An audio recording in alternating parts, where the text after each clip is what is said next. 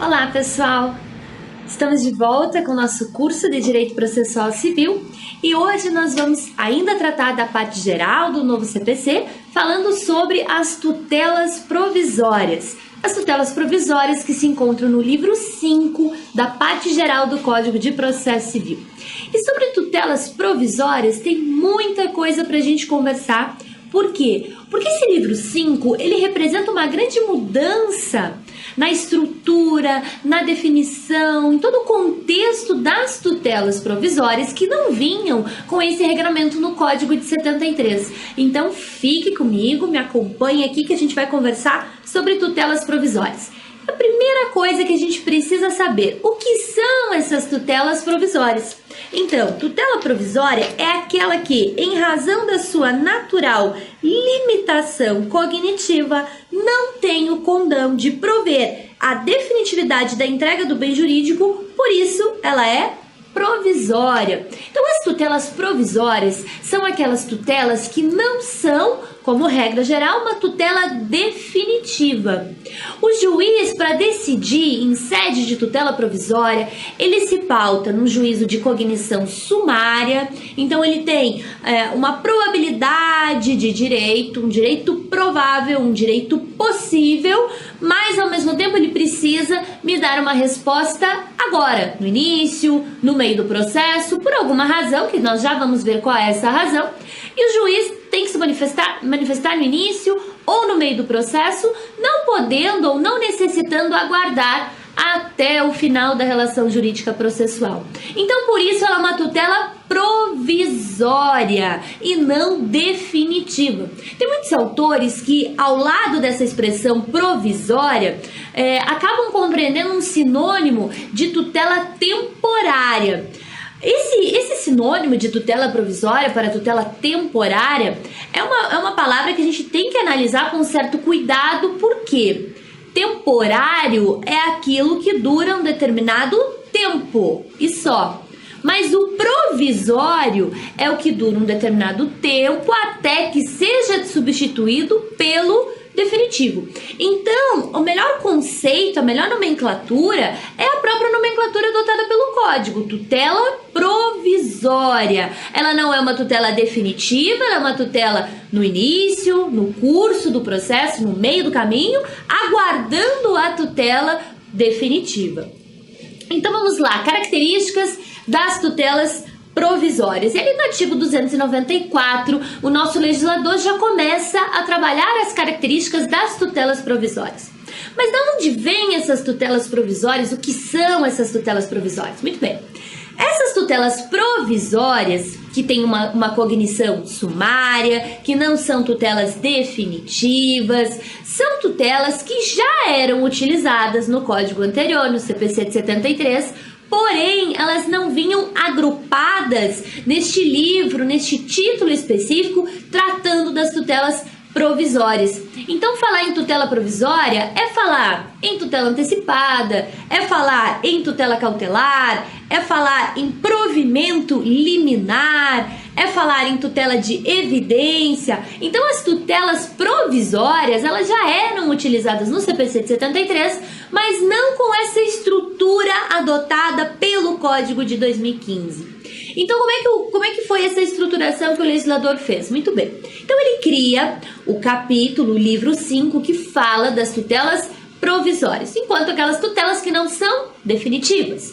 E coloca duas grandes espécies do gênero tutelas provisórias. Então, uma espécie é a chamada tutela de urgência e a outra espécie é a chamada tutela de evidência. Então, em que sentido? A tutela provisória, aquela que ainda não é definitiva, ela pode ser ou de urgência ou de evidência. A tutela de urgência, um fenômeno muito discutido no CPC anterior, porque nós tínhamos no CPC anterior um livro específico para tratar da tutela cautelar, do processo cautelar. Então, Então o processo cautelar, ele era um instrumento autônomo, dependente do processo principal, mas ele tinha essa certa autonomia enquanto o único apto a buscar a proteção de direitos, a buscar a conservação de direitos. Então existia esse livro próprio do processo cautelar, nós tínhamos a tutela antecipada no artigo 273 do CPC anterior, nós tínhamos a tutela inibitória, as tutelas das obrigações de fazer e não fazer. Então, na verdade, essas tutelas de urgência no CPC de 73, elas eram uma bagunça. Você tinha tutela de urgência no livro 1, no livro 2, o livro 3, que era o livro próprio do processo cautelar. Então, o que o legislador fez? Resumindo, ele aboliu o processo cautelar enquanto instrumento autônomo. Então, o processo cautelar não existe mais no CPC de 2015. Nós permanecemos com o processo de conhecimento e o processo de execução, mas não temos mais processo cautelar, que era aquele processo destinado a conservar direitos na iminência de dano irreparável ou de difícil reparação. Mas o que acontece? Então significa que eu não tenho mais a possibilidade de conservar direitos? Claro que não. O que não existe mais é o processo cautelar enquanto um instrumento separado, enquanto um terceiro gênero de processo. Nós temos enquanto processo só dois: conhecimento e execução. Então, o que aconteceu com o processo cautelar? O processo cautelar não existe mais. Então, dentro dessa espécie do gênero tutelas provisórias, então o legislador criou as tutelas de urgência e lá dentro das tutelas de urgência, o que ele colocou? Ele inseriu a tutela antecipada e inseriu a tutela cautelar. Então, dentro das tutelas de urgência, que é aquela tutela provisória, aonde além da probabilidade do direito eu tenho um perigo de dano irreparável ou de difícil reparação, o legislador inseriu a tutela antecipada, que é aquela satisfativa, que já vai antecipar o meu direito para o momento inicial do processo, e tenho a tutela cautelar, que é aquela com finalidade conservativa, que vai conservar um direito, proteger um direito na iminência de dano irreparável ou de difícil reparação. Então, da espécie tutela de urgência, nós temos tanto a tutela cautelar como a tutela antecipada, que não são processos diferentes, são requerimentos dentro de um processo de conhecimento, dentro de um processo de execução. Então, o que o legislador fez com o processo cautelar não foi inviabilizar a possibilidade de você pedir uma tutela conservativa. Isso não. Até pelo próprio princípio da inafastabilidade do Poder Judiciário, pelo próprio princípio do acesso à justiça, jamais o legislador poderia retirar essa possibilidade. Você só pode reclamar direitos já lesionados, não direitos ameaçados de lesão. Não. Então, o legislador, ele simplesmente aboliu o processo cautelar. Não temos mais processo cautelar, mas a medida cautelar, a tutela cautelar, ela subsiste no nosso ordenamento. Como? Enquanto uma modalidade de tutela de urgência, tutela provisória. Então, o legislador criou as tutelas provisórias, dentro desse grupo inseriu a tutela de urgência, que pode ser antecipada e pode ser cautelar, e ao lado da tutela de urgência, ele inseriu a tutela de evidência. Essa sim, com esse nome, ainda não era visualizada no CPC de 73, muito embora as hipóteses já era uma situação de bastante importância na seara doutrinária, na seara jurisprudencial. Então, nós temos, enquanto tutelas provisórias, a tutela de urgência, cautelar ou antecipada, e a tutela de evidência, que é aquele que se pauta numa probabilidade do direito, mas sem o risco de dano irreparável ou de difícil reparação. Por quê? Porque se eu tiver risco, eu tenho uma tutela de urgência.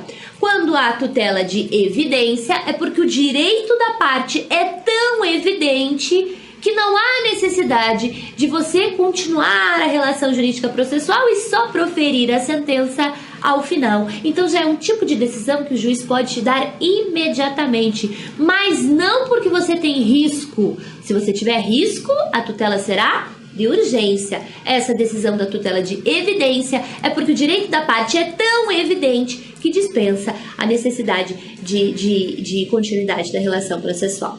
Então vamos às características dessas tutelas provisórias. Vamos lá. Artigo 294. A tutela provisória pode fundamentar-se em urgência ou evidência. Então aqui nós temos os dois grandes grupos da tutela provisória. A tutela provisória pode ser de urgência, quando eu tenho probabilidade do direito e perigo de dano irreparável ou de difícil reparação. E nós já vimos que na modalidade de urgência, ela pode ser tanto antecipada como cautelar. E ao lado da tutela de urgência, nós temos a tutela de evidência, que se baseia na probabilidade do direito, mas não tem risco de dano irreparável ou de difícil reparação. Então, aqui no 294, nós temos as duas modalidades de tutelas provisórias, a tutela de urgência e a tutela de evidência. Vamos lá no artigo 296. A tutela provisória conserva sua eficácia na pendência do processo, mas pode a qualquer tempo ser revogada ou modificada.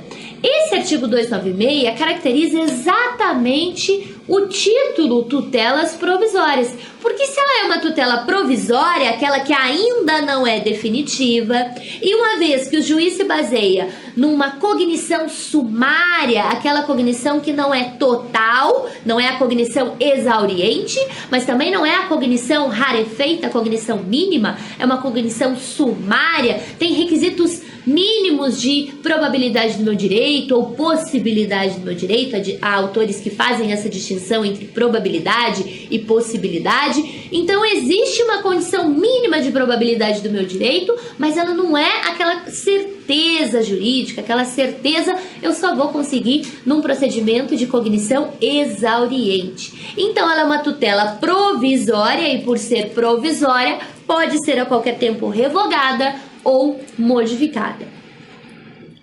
Vamos falar então das tutelas provisórias de urgência. Primeiro grupo, dentro das tutelas provisórias, artigo 300 do CPC. A tutela de urgência será concedida quando houver elementos que evidenciem a probabilidade do direito e o perigo de dano ou risco ao resultado útil ao processo. Então, nós temos que a tutela provisória na modalidade de urgência, ela recebe dois requisitos, dois elementos importantíssimos. Primeiro, a probabilidade do direito. Meu direito precisa ser ao menos provável. E ao lado da probabilidade do direito, nós precisamos do risco de dano grave ou de difícil reparação, risco ao resultado útil do processo. Quer ver um exemplo prático de tutela de urgência? Um cliente chega no seu escritório apresentando um caso clínico grave e te informando que precisa fazer uma cirurgia de emergência, senão pode vir a óbito ou pode agravar a sua situação. Ele tem um convênio com um plano de saúde X e esse plano de saúde se recusa a realizar essa cirurgia de urgência. O que você vai fazer? Você vai ingressar perante o Poder Judiciário, requerendo que o Poder Judiciário autorize o plano de saúde a realizar a cirurgia, para salvaguardar o direito à vida, o direito à saúde do seu cliente. É uma tutela de urgência? Claro que sim. Estão presentes os dois elementos? Vamos analisar. Tenho probabilidade do meu direito? Sim. Eu tenho o paciente num estado grave, eu tenho um laudo médico que aponta esse estado grave. Por outro lado, eu tenho convênio com esse plano de saúde, está em dia com o pagamento das mensalidades do plano de saúde. Então, meu direito é provável. Existem fundamentos que evidenciam a probabilidade do direito. E o segundo elemento, há risco de dano ao resultado útil do processo? Claro que sim. Caso não seja realizada a cirurgia, seu cliente pode vir a óbito ou pode agravar muito mais a situação. Então, o que você vai fazer? Você vai entrar com um pedido de tutela provisória, porque ela não é definitiva, na modalidade urgência. Tenho probabilidade do direito, tenho dano irreparável e difícil reparação, tutela provisória de urgência. Então, a tutela provisória de urgência, ela pode ser de duas espécies, tanto na modalidade antecipada como na modalidade cautelar. A modalidade de urgência antecipada é aquela que tem uma finalidade satisfativa. Você já antecipa o direito da parte, você já materializa o direito da parte, você já satisfaz. Então, esse exemplo do cliente que precisa fazer uma cirurgia de emergência é um exemplo típico de tutela provisória de urgência na modalidade antecipada. Por quê? Num processo normal, num processo de cognição exauriente, qual seria o seu objetivo final? Realizar a cirurgia. A partir do momento que o juiz determina plano de saúde, faça a cirurgia do paciente, eu já estou antecipando o direito da parte. Eu já estou entregando o bem jurídico requerido pela parte que ela só iria receber ao final do processo. E nessa circunstância, claro que talvez nem chegasse a receber, uma vez que já poderia ter morrido ou agravado muito mais a sua situação. Então, a tutela de urgência antecipada é aquela que visa materializar antecipadamente, materializar no início do processo ou no decorrer do processo algo que só seria materializado com a sentença final. Então, isso é uma tutela antecipada. Ela já materializa, ela já entrega o bem jurídico tutelado, ela já satisfaz o direito da parte. Por outro lado, além da tutela provisória de urgência antecipada, nós temos a tutela provisória de urgência de natureza cautelar. Então, repito, não existe mais o processo cautelar, mas a possibilidade de você requerer medidas cautelares, isso continua sendo possível dentro de um processo de conhecimento, dentro de um processo de execução, na modalidade tutela provisória de urgência. Enquanto a tutela antecipada ela tem a finalidade satisfativa, ela já materializa, ela já entrega o bem jurídico tutelado. A tutela cautelar, ela tem uma finalidade conservativa. Ela conserva o direito da parte, ela protege o direito da parte, ela não entrega, ela evita o dano grave ou de difícil reparação no decorrer do processo. Então, ao passo que falamos de um exemplo de tutela antecipada, vamos falar de um exemplo de tutela cautelar. Suponha que você tem um casal numa demanda de divórcio que quer se divorciar. Existe, então, conflito em relação à guarda dos filhos, existe conflito em relação ao patrimônio e eles pretendem, portanto, se divorciar. Só que o que acontece? Esse casal é casado no regime da comunhão parcial de bens e tem alguns veículos. Esses veículos, em que pese estarem no nome todos do marido, todos os veículos estão no nome do marido, eles pertencem 50% ao marido, 50% à mulher, porque foram adquiridos na constância do casamento.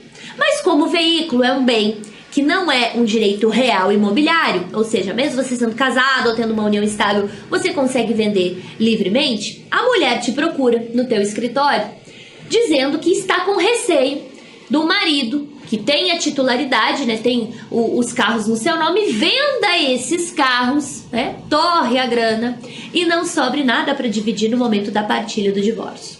Então, o que você faz? Você entra com a demanda de divórcio, vai ser o seu processo, com um pedido de tutela cautelar, para que o juiz conserve o direito da sua cliente. Como é que ele faz isso? Indisponibilizando os veículos, não deixando o marido vender esses veículos.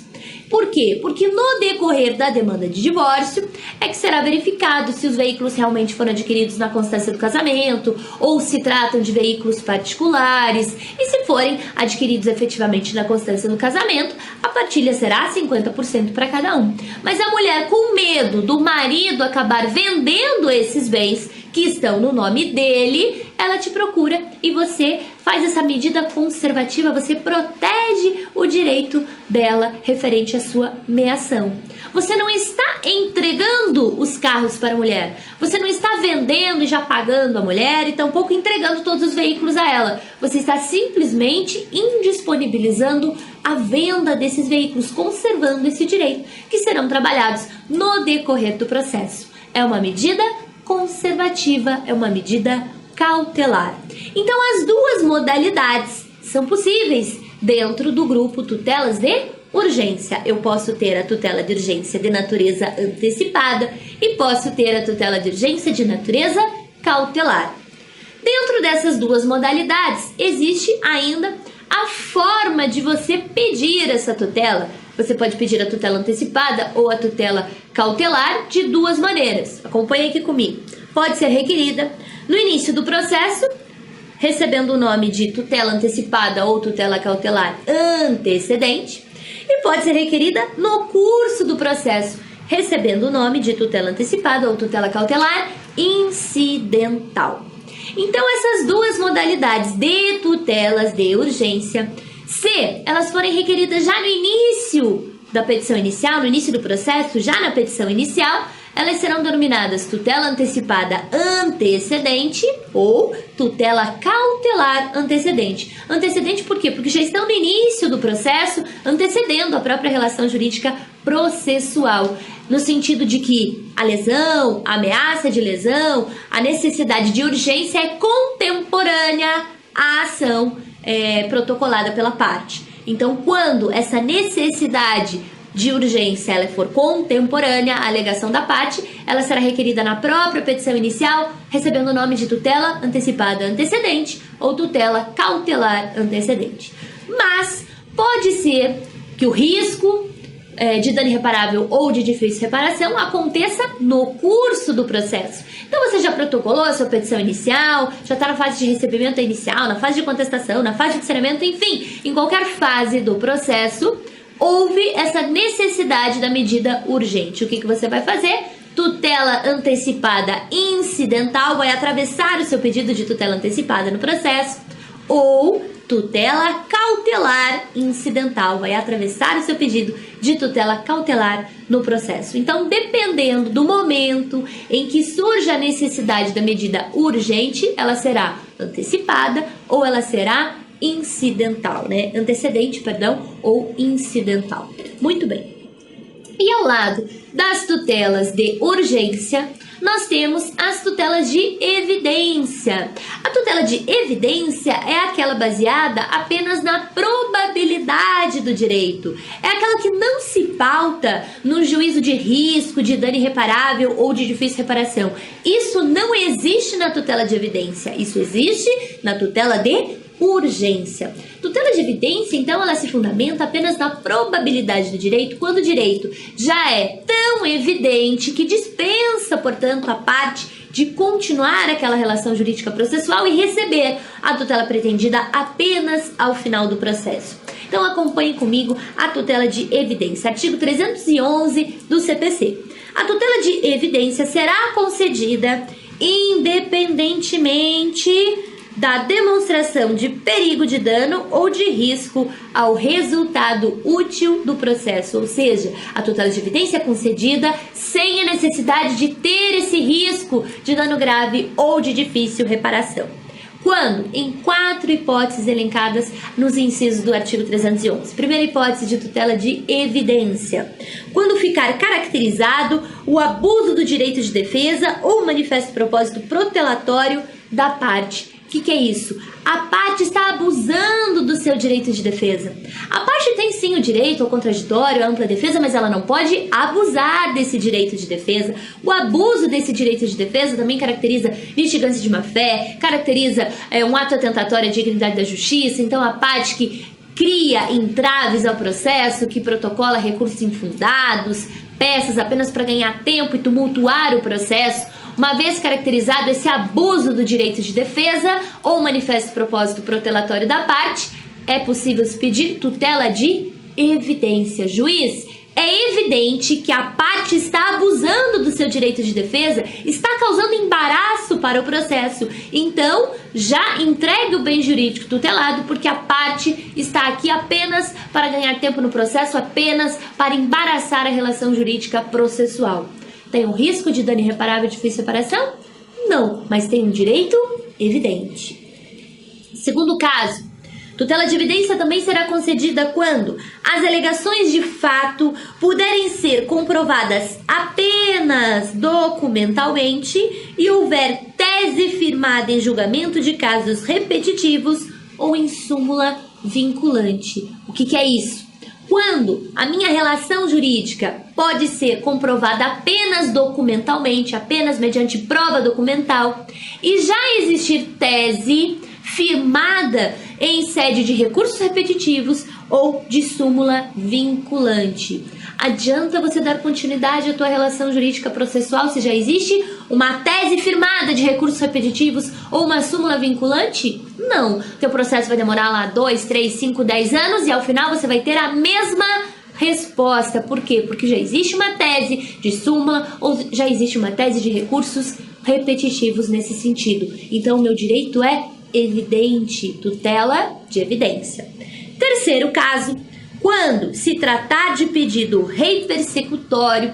Pedido rei persecutório é aquele pedido voltado ao direito pessoal, voltado ao direito obrigacional, diferente do direito real, que é aquele que tem função erga omnes, que é aquele que acaba aderindo à coisa. O pedido rei persecutório é o pedido relacionado ao direito pessoal, fundado em prova documental, adequada do contrato de depósito, caso em que será decretada a ordem de entrega do objeto custodiado sob a combinação de multa. Então, esse inciso terceiro, na verdade, ele pega um antigo procedimento especial que nós tínhamos no CPC de 73, que era a ação de depósito, e imprime uma tutela de evidência para aquela ação de depósito. Hoje, no CPC atual, nós não temos mais a ação de depósito enquanto um procedimento especial, mas nós temos o contrato de depósito evidenciado aqui como uma tutela de evidência. Então, você apresenta o teu contrato de depósito para o juiz verifica que a parte não devolveu, não entregou o bem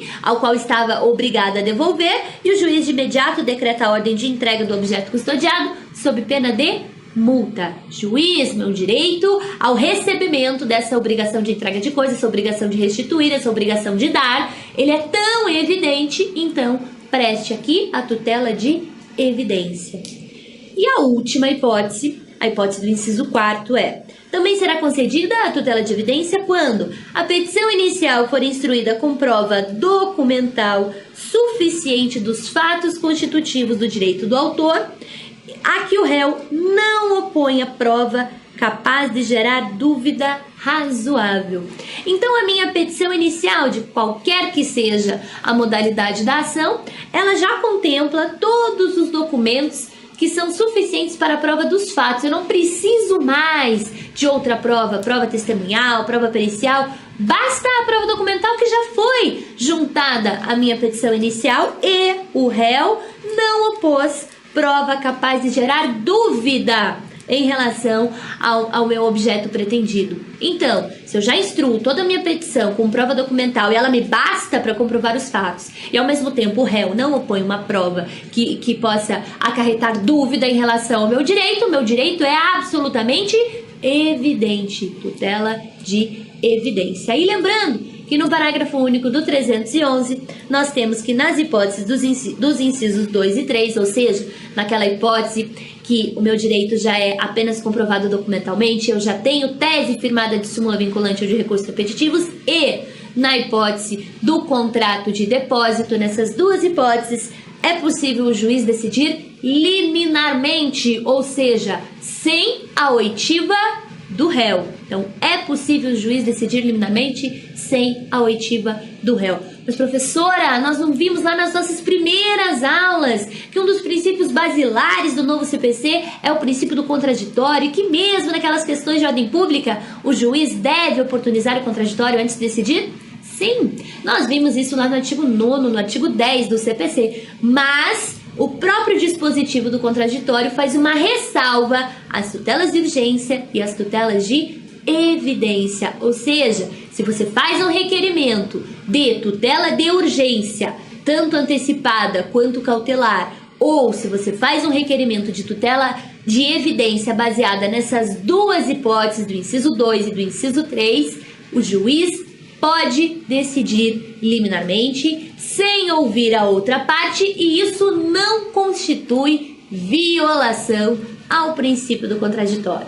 Então, essas são as duas modalidades de tutelas provisórias que nós temos no nosso código: a tutela de urgência, probabilidade e risco de dano irreparável e difícil reparação, que pode ser de natureza antecipada ou de natureza cautelar, e a tutela de evidência, pautada apenas na probabilidade do meu direito. Meu direito é tão evidente nessas 4 hipóteses que o juiz pode e deve conceder a tutela de evidência.